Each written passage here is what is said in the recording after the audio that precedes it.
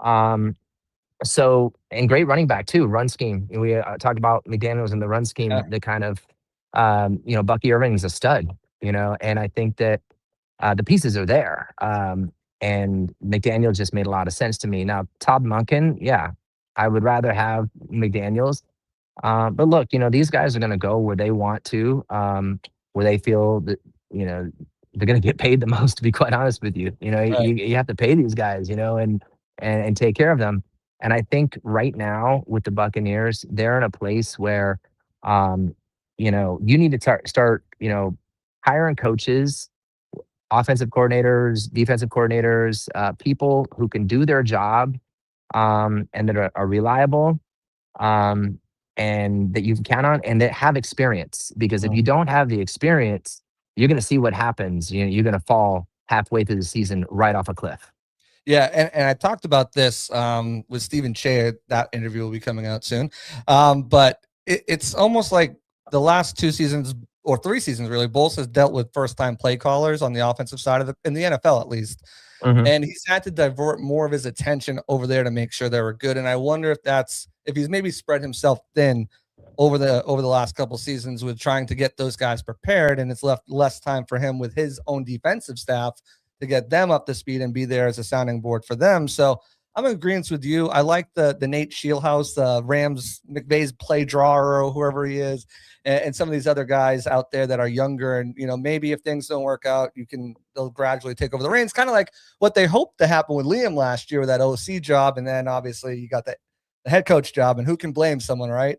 Um, Yeah, yeah, totally. but I think that's the route that most fans want to see them go. Someone with an experience and has been there, done that, and Bowles can leave them off to the side and focus on getting the defense right. Which, I remember you did a podcast like right after the Saints game, and I did a podcast and we're like, the Bucs defense is back. They Yeah. they shut that down. The offense doesn't score anything. They hold the Saints to 3 points, and then it just seemed like a train wreck from there. What, as a fan, as you're an observer, what do you think? Kind of what happened to the defense down the stretch? Oh God, the wrong personnel for the scheme. Yeah. I really think it's the evaluation. I don't know if that's coming from Todd. I don't know, who was doing all that. But it was just, you go back into Todd Bowles, in his history with the Jets. He always had a great defense, and what I saw 9 times out of 10 happen this year was, defense didn't back up the offense. Offense was scoring points, and there just wasn't any stops. You say that comes from the D line, it starts there. They had, I mean, when you got Jason Pierre-Paul at the end of the season, like what else do you want? You know what I mean? To tell you what was missing. Hassan Reddick, I think, is great. Did he live up to his expectation? I don't know. That's yet to be seen. Um, and quite frankly, I mean, I think a lot of his defense really relies off of cornerbacks, you Yeah. know, um, and these guys just weren't, they weren't shutting them down. They weren't stopping anybody. And yeah, so and I love Levante David. I think he's great. I think the biggest hole in is the, middle linebacker right Yeah, now. I think so. Um, and I think they need to have someone come in there, young, big, and strong, to be able to basically run that entire defense. So those, I mean, it's a lot. I mean, if you talk about what I'm It's saying a right now, lot, Nick. there is a lot going on. But you can't just completely rely off of the offense, and you can't rely off of Baker Mayfield going out there and throwing, you know, um, to try to win every game, even though it was fun in the beginning of the season.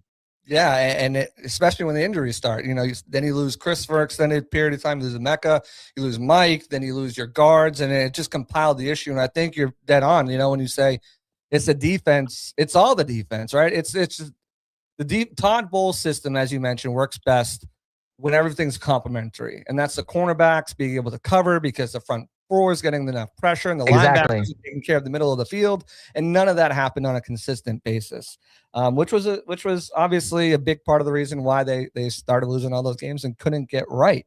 But there were some bright spots, I would have to say. I think some of the rookies really performed well. Jacob Parrish, Abuka before he went down. And one of the guys that you really are kind of keen on is Benjamin Morrison. And he had an up and down season with the injuries and stuff like that. But the last couple of games of the season, I thought he played really well and was a really kind of a bright spot for next season. What kind of impresses you about him? 100%. I mean, I saw the kid come out of college. You know, all the projections had him like top 15 out of the draft. And, you know, he just fell down and no one wanted to take a shot on the guy. But you watch him run, you watch him defend, he's uh, I mean, he has those flat. I feel like Todd Bowles saw, there was a little bit of Revis Island in him. Yeah. That's what I think he saw. And it's yet to be seen for next season if he can, stay healthy, because I think that's another thing I was like, as I was getting ready to do the show with you guys, the amount of injuries, I think this year for almost every single team, it was almost like there was a race of rest to the playoffs. Right. For every single team. If you go and watch it, I don't know if it was the medical staff, I don't know if it was what the strategy might have been, but I felt like it was a race to see who was going to be healthy towards the latter part of the year so that they can get in. And then I felt like they were resting a lot of people maybe longer than they normally have in the past in the NFL. And look, that could be, protocol. That could be a lot of things that are important. These guys' career, they're trying to play a long career, and Right. they might not be on this team next year, and they want to make sure that they stay healthy. So I think that there was a lot of that going on that we might not necessarily have seen in the past Right. when it comes to injuries. The walkthroughs and the rest days and stuff like that during the Yeah, week. Yeah. yeah, There's I a lot really of do. those towards the end for sure. Yeah, and so you could have said, "All right, I'm going to sacrifice a couple of games, for whatever reason." But then, logically speaking, you get out of rhythm, you get out of Right. pace. Your star players aren't there. You're trying to swap in other players who are just younger and not experienced. Just there's a lot of that going on. And honestly, you think about it, like a lot of our defense is pretty young. Yeah.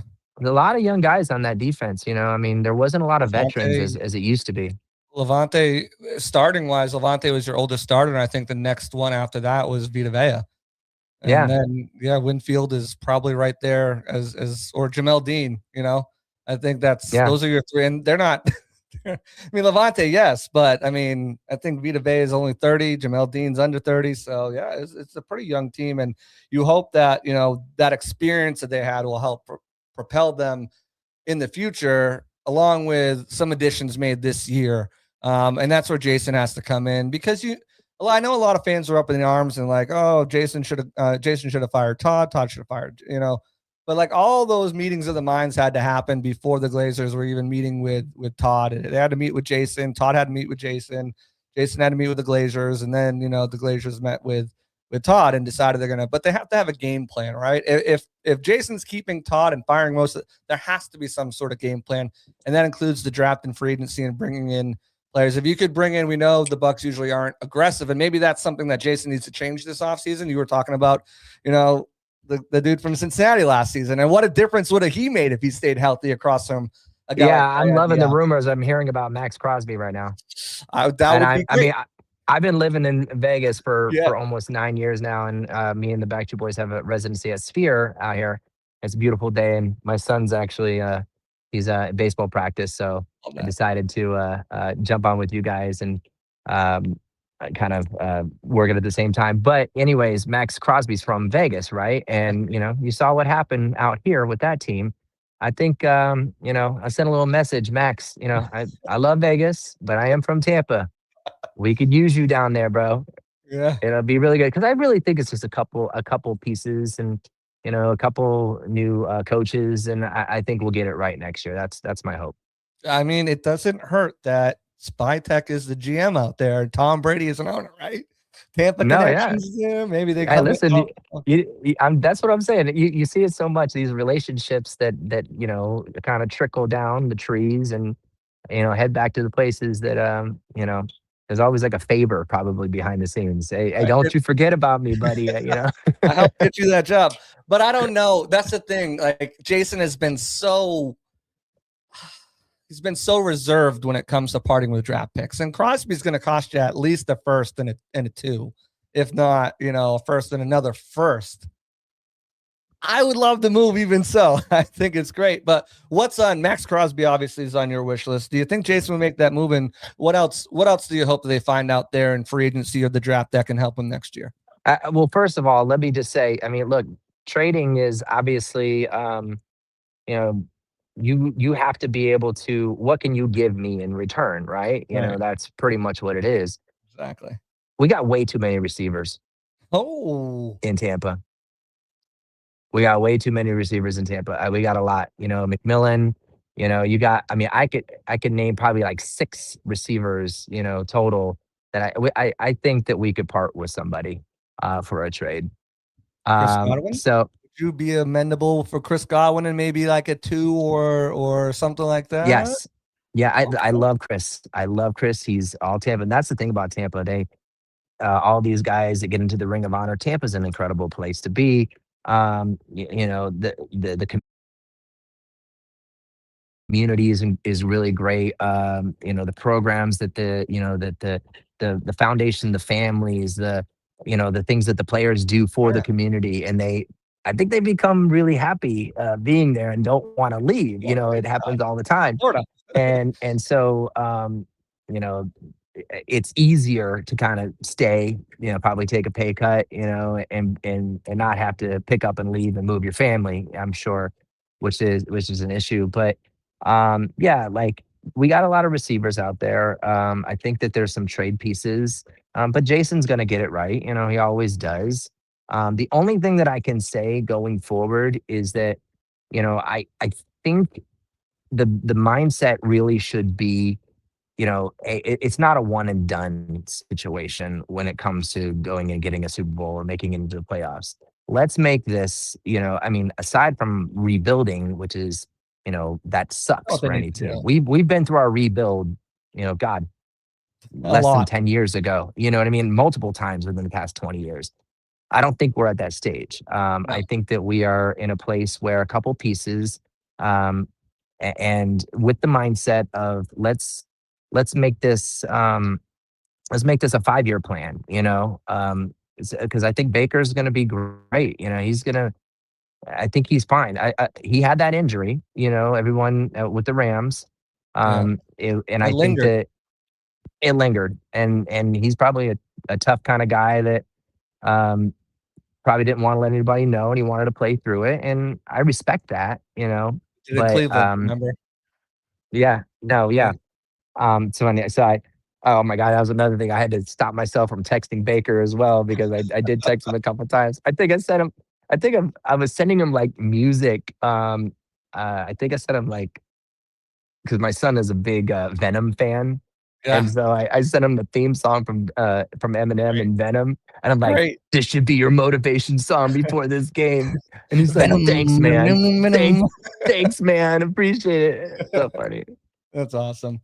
That's great. So I'm sure most of you guys probably know why Nick Carter is on a Bucks podcast, but some of you are probably like, "Why is Nick Carter on a Bucks podcast?" It's pretty random. You moved down to Tampa when you were, I think, 6 years old, and 10 is when you really started falling in love with the Bucks, and then you even performed at halftime over at Houlihan. So kind of just talk me into where it started and Yeah. how. A lot of Yeah, history with me and the Tampa Bay Buccaneers. So when I was around, yeah, 6 years old, something like that, I moved from upstate New York. I started as a Buffalo Bills fan by default because of my family being from upstate New York. And so when I moved down to Tampa, I started. This is way before I met the Backstreet Boys. I started doing a lot of dance classes and singing and acting, and so I was constantly like all around Tampa Bay doing stuff, and eventually got in with a dance school that was choreographing the Swashbucklers at the time. And so then this was back when there was Houlihan Stadium and nobody was coming to games. And, I'll never forget, I was probably like 10 years old. And then I went and performed at halftime multiple times with that little dance troupe. And ever since then, I was just like, I'm a Bucks fan, and Oh, went through the whole Tony Dungy era. If you look at one of our music videos, everybody Backstreet's Back, you'll see him wearing a Hardy Nickerson jersey. yeah. Yeah. So I'm a diehard fan, but I've been through it all. I've seen it all.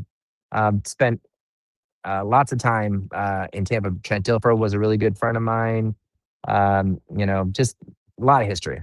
Yeah, a lot of time yelling at the TV, I'm sure, but 2 times where you could call yourself a Super Bowl champion. So it all works out in the end, right? Because only the Yeah. Saints in the division can do that. Let's Yeah. talk about this current team right now, because I think there's a lot to like about this team, especially as far as the players go. I think we lost the video. Can you still hear me, Nick? We're live, people. Things happen. How it happens. We'll try to bring him back. We'll try to bring him back on as soon as he's back. Hear me? We'll get him. Okay, there he is. All right, I'm so back.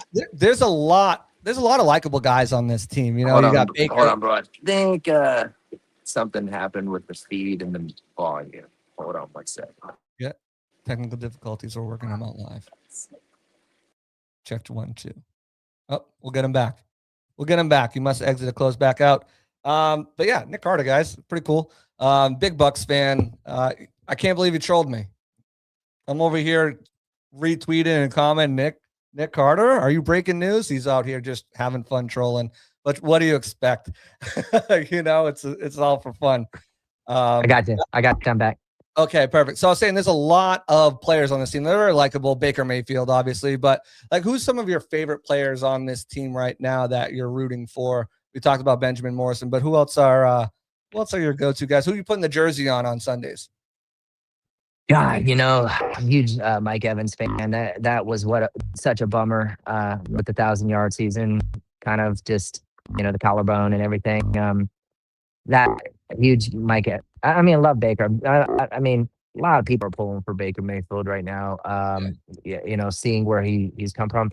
I mean, it's the story of, like, you're giving this guy a new offensive coordinator every year. Can you at least let him have it for 2 years? You know what I mean? Like, just 2. How can you expect for someone to retain all of that information and to execute it? And so I think pulling for him in that regard, because it's not easy. Never been easy for him, going all the way back to college. No, that's Baker. You got to love that about him. That's Right. why everyone loves him. He's gritty. He's a competitor. He's a fighter. He doesn't make excuses. A lot of people make excuses out there. He doesn't. And so yeah, I think it's like Benjamin Morrison, Baker Mayfield, Mike Evans. I really like Mbuka a lot. I really do. I think what was more disappointing about the offensive coordinator situation was, where did he go? Yeah. Where did he go? Like, you couldn't get this guy the ball anymore. When he's carrying your team, the first half of the season, else, and then he's got Mike and Chris back, and you should be. You should get it more easily. You got Chris Godwin. Exactly. You got more guys like worried about Mike and Chris. Like, you can't get the guy the ball. Like, come on, dude. Like, and that's when I was just like, I don't know. OC's got to go. No disrespect. No. But yeah. So I like Mbuka a lot. It's definitely valid. And also Bucky Irving. Yeah, that's another gritty dude. Like, huge fan of Bucky Irving. Yeah, I don't know what's going on with Rachaad White right now. Is he staying? Is he out? He's out of here, man. I don't know. Well, they got to get a complimentary back. They have to get somebody. I don't know if you've seen all the tweets, but he pretty made it clear that he's leaving and that Washington is one of his preferred destinations, as his friends with Jaden Daniels. And he put out the meme of from Friday when he's spraying the air freshener when he's in the bathroom, when all the coaches started getting fired, and took that down real quick. Someone told him it wasn't a good look, but he's moving on. But yeah, I agree. They need a complimentary back. Sean Tucker's a restricted free agent. So really they have I think Josh Williams, who was the undrafted that they had last year, and not many else. What I'd like to see them get is someone who can pick up the tough yardage. I'm not saying you need Mike Allstott reborn, but you need someone that can get that 3rd and 2, 4th and 1, because they haven't had it going all the way back to Byron when he was the OC. It's just, I think that's Yeah. what they need. Yeah, no, I mean, I don't know who's coming out of college right now. I'll You keep know, you I'm updated. I'm I'm loving that, I'm loving Scatterboo. Yeah, You can give me another Scatterboo down there, I think we'd be really happy. oh yeah, Um, but, yeah, I mean, listen, he's you just gotta find a way to not like, I saw towards the end of the season with Bucky Irving, you know, he was getting a little worn out. yeah. Yeah, they were beating him up a lot out there, and, uh you know, whether it was his foot or I can't remember what the injury was exactly, but you know, you just gotta you can't again, you can't put it on all these guys. It's a team. Right. It is a team. And I so give the Sean team has to Tucker be some more reps. well-rounded. No, listen, I love Sean Tucker. I Yeah, actually really think that he could be the option. No disrespect on Rashad, but Sean Tucker, man, that guy, he was he can go. he was like a bigger version of Bucky, Yeah. You can you go. He's know? got the speed, and I think you're right. I mean, towards the end of the season, there, it was obviously the offensive line was torn apart with the backup guards, but it looked like his vision, the way how quickly he used to like pick a hole, hit a hole, go, and like break a tackle. It looked like that kind of suffered a little bit, and maybe it was because of the offensive line injuries, or maybe because was the foot and the shoulder and everything else. And he also had, it was a hard year for him mentally to try to come back from those injuries and miss so much time. While we still got you before we get you out of here, because you've been, as noted, a Bucks fan for a very long time. Who is on Nick Carter's Mount Rushmore? Oh, is the greatest? Yep, your four Uh, greatest. I mean, Yours. It doesn't have to be. I'm classic Buck. So, you know, man, so I'm gonna start. I'll put Mike Evans up there, obviously. Okay. Um, Greatest offensive player uh, yeah, outside of there's no Brady. doubt about it. Doesn't count though. Um, I can't put Brady in there. I can't. I love him, but I just can't. You Yeah, know. he's a Yeah, I Patriot. mean, you know, it's the same thing. As a real Bucks fan, it's like, thank you for the Super Bowl, but you know, Yeah, um, God, who else? Allstott, yeah. Rondé Barber, Hmm.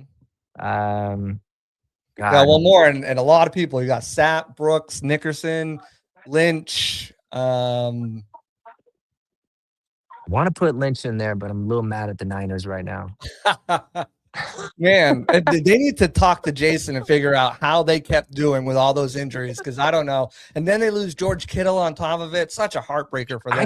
I couldn't believe it. I was like, you're right. They were beat up as much as the Buccaneers, But, worse, they maybe even lost Brock more. Purdy for like They 6 did a games. great job. But I'm gonna put Derek Brooks up there. Yeah, Derek Brooks is it. I think so. Mr. Buccaneer. Yeah. That's a good one. All right. Well, Nick, you've been very generous with your time. I want to thank you so much. Before we get you out of here, you've got some things going on, and I'd be remiss if I didn't let you talk about them.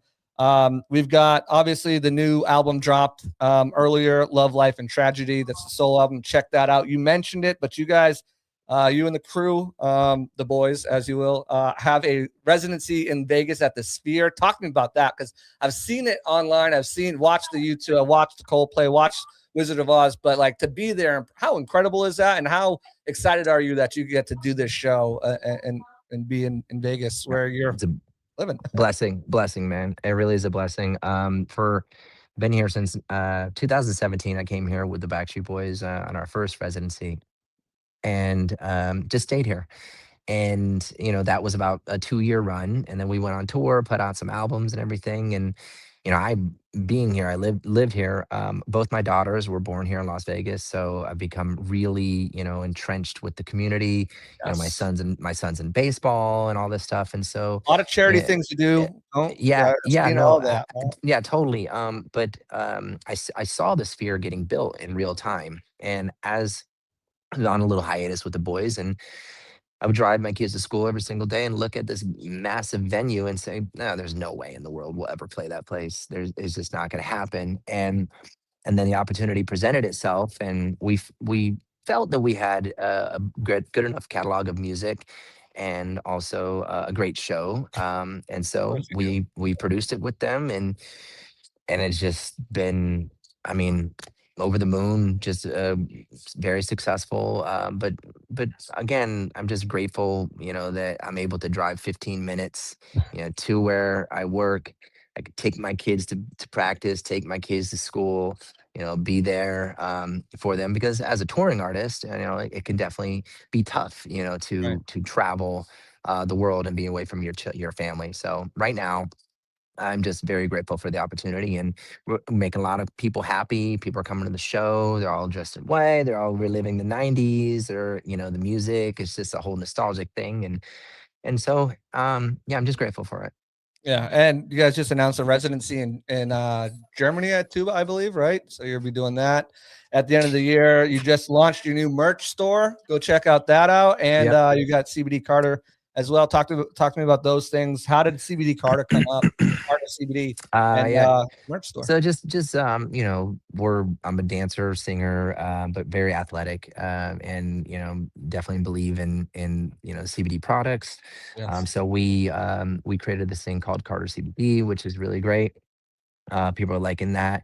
Um, yeah. What else did you ask me? I'm sorry. The merch store. You just dropped Merch that. store. Yeah, merch store. Yeah, Amazon. You can go to Amazon. You can check out a merch store that I just put up. But yeah, I mean, all of those are really great. I'm definitely happy. The new album came out. The stuff with Germany. We just put up a stadium tour over in Germany for 10 shows, I think, that we're gonna do over there later in October. So those sold out, which was pretty unbelievable. But man, all of these accolades and things that we do professionally aren't what really motivates me. It's not that I'm not grateful for it. Right. It's like moments like this, with my kids and my family, and spending time and watching them, and just being a father. So that's what I like the most. Yeah, that's awesome, and that flexibility you have is tremendous. I got a couple more things for you. We'll get you out of here. First off, I'm surprised I didn't see you on the Bucks cruise in the last 3 years. They got O Town on there. I was like, O Town, maybe Nick's gonna pop on too. Those guys were great, by the way. They're Yeah. awesome. But I was Yeah. surprised you didn't do that. Yeah. I didn't know there was a Bucks. Oh, well, if they're working on doing it again. If they do, I'll make sure you know. The other thing is the Brooklyn 911. I How did want it that that come? way. Yeah. How did that come Yeah. about? Do you A love lot that? of people, I mean, there's just been so many things that have come out, whether they're commercials, whether they're TV shows, people either making fun, or having fun, or celebrating, or whatever those things that they do for us. I guess you can say that there's a bit of relevance still there, so I'm grateful for that. And it's fun. It was funny. Look, we've never taken ourselves seriously when it comes to us. I mean, we're a boy band. We're singers and dancers, and entertainers. And so um, we love it.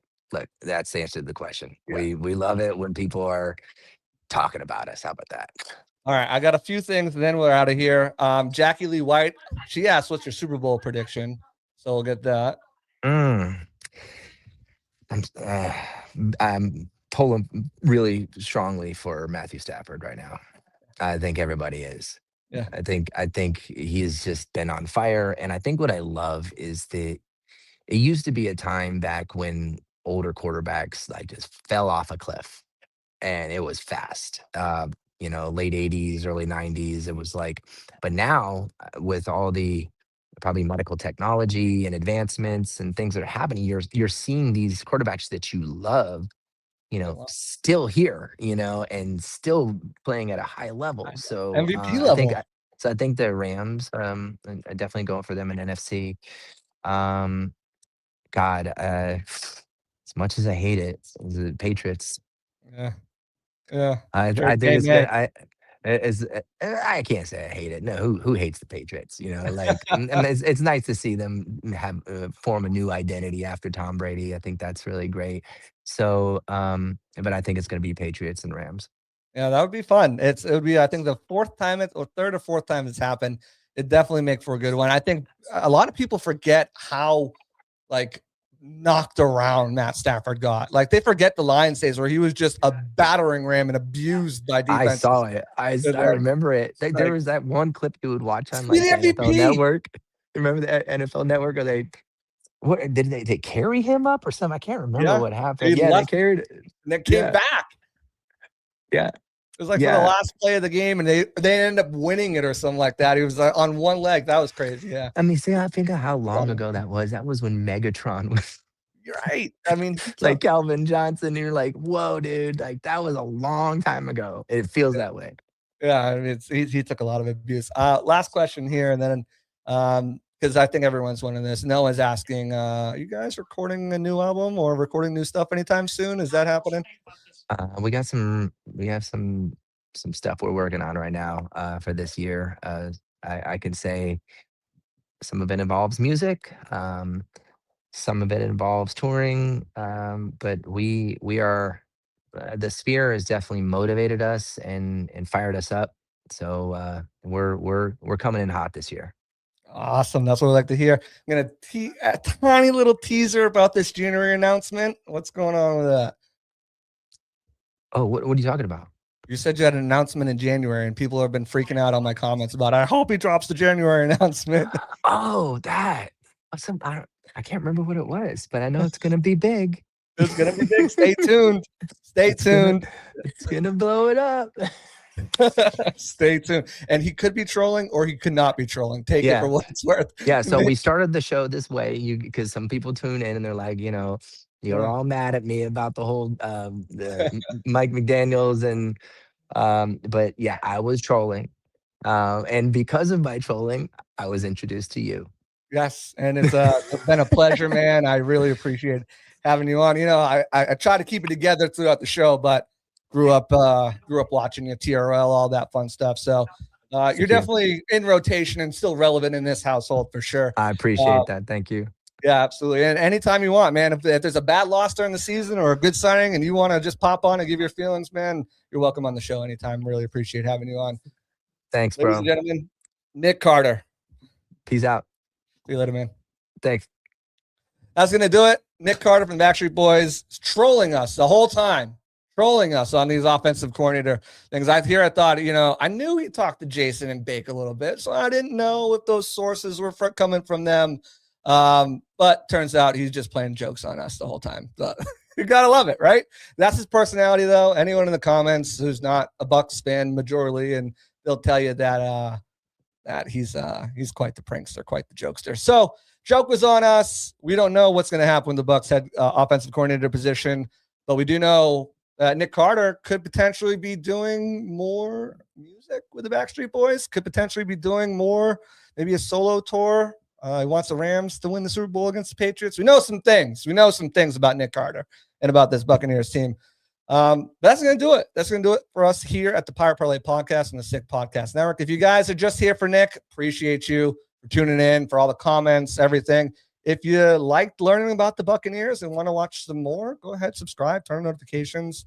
Go ahead and like. I appreciate y'all. Everyone watching on X, appreciate y'all. Everyone listening in audio version, you're probably going to want to watch the real version of this podcast. So go check that out over on YouTube or X.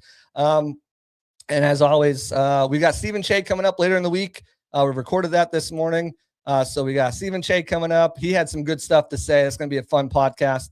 So look out for that. And then we'll be back probably next week at our normal scheduled time, Wednesday at 7. But just keep a lookout. Who knows? We're fly by the seat of our pants here. You guys have been watching long enough. You should know that. So that being said, I want to thank you all for coming in, tuning in to another episode of the Pirate Parlay Podcast on the Sick Podcast Network. I'm JC Allen. We're out of here. Peace out. Later, guys. And that's a wrap. Hope you don't miss us too much until next time. Follow the Sick Podcast Pirate Parlay on YouTube, Facebook, Google Play, and Apple Podcasts.